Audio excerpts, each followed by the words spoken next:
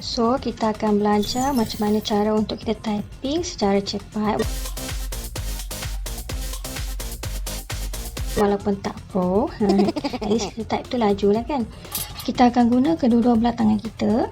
Kita dapat lihat kat kita punya keyboard kan, dia ada 3 layer. Layer atas, tengah dan juga bawah. So, kita letakkan kita punya tangan ni. Kita letakkan tangan kita ni.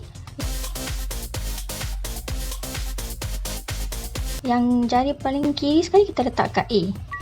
So follow S, D dan juga F.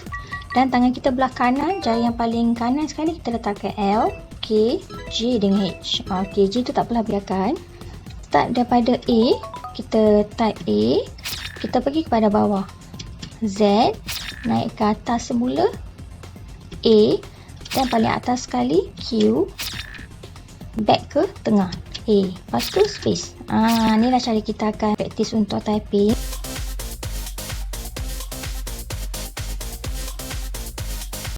So next kita pada S. S, turun bawah, X, naik atas, S, naik atas lagi, W, turun bawah, S dan space. Itu cara untuk kita nak praktis lah. So kita continue lah. Kalau macam kita nak pergi ke G ni, terpulang lah kita nak guna tangan kita belah kiri ke, kita ke G, ataupun kita nak pakai tangan kita belah kanan, undur ke G pun boleh.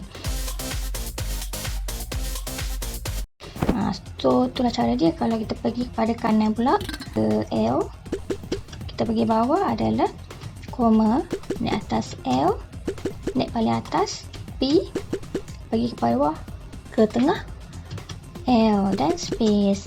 Alright, so bila kita type tu kita kena pastikan kita sebut supaya lama kelamaan kita akan familiar dengan kedudukan huruf-huruf kat keyboard ni.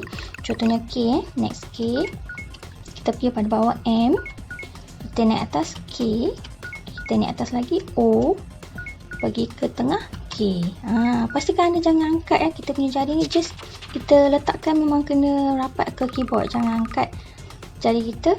Pastikan semua ke-8 jari kita ni dan juga kita punya space ada dekat kita punya keyboard jangan satu-satu. Alright, so kita cuba typing. Ini akaun dia. Mereka sedang bermain bola di padang tersebut. Okay tak? At least walaupun tak laju mana, tapi dia nampak lancar lah, smooth